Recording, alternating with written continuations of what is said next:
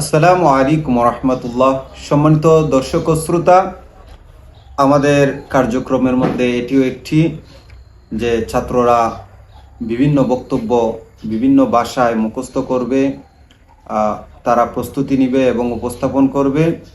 কিভাবে উপস্থাপন করতে হয় সেটা শিখবে এবং তারা বিভিন্ন দার্স মুখস্থ করবে, মুখস্থ পড়া দিবে। এরই নিরিখে আমি সোহান আহমদ রেজাকে বলেছিলাম আরবি ভাষায় একটি বক্তব্যের প্রস্তুতি নেওয়ার জন্য। আসুন দেখি সে কেমন প্রস্তুতি নিয়েছে। বিসমিল্লাহির রহমানির রহিম। আলহামদুলিল্লাহি রাব্বিল আলামিন ওয়াসসালাতু ওয়াসসালামু আলা সাইয়্যিদিনা মুহাম্মদ ওয়া আলা আলিহি ওয়া সাহবিহি আজমাইন। আইয়ুহাল ইখওয়াতু ওয়াল আখওয়াত, আসসালামু আলাইকুম ওয়া রাহমাতুল্লাহ। ইন্না মিন আ'যামিন নিয়ামিল্লাতি আন'আমাল্লাহু বিহা আলাইনা নি'মাতাল আকিদাতিস সহিহাতি ওয়া হিয়া আকিদাতু আহলিস সুন্নাতি ওয়াল জামাআহ আল্লাতী কানা আলাইহা রাসূলুল্লাহি সাল্লাল্লাহু আলাইহি ওয়াসাল্লাম ওয়া আসহাবুল কিরাম।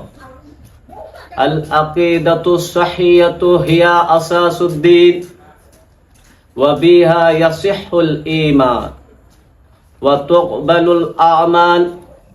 ফামান ফাসাদাত আকিদাতুহু দাল্লা ফিদ দুনিয়া ওয়া খাসিরা ফিল আখিরা। قال الله تعالى في القرآن المجيد فاعلم أنه لا إله إلا الله. وقال رسول الله صلى الله عليه وسلم في الحديث الشريف ستفترق أمتي على 73 فرقة كلها في النار إلا واحدة. قالوا من هي يا رسول الله؟ قال ما أنا عليه وأصحابه. نسأل الله تعالى أن يرزقنا العقيدة الصحيحة والإيمان الثابت والعمل الصالح. آمين يا رب العالمين.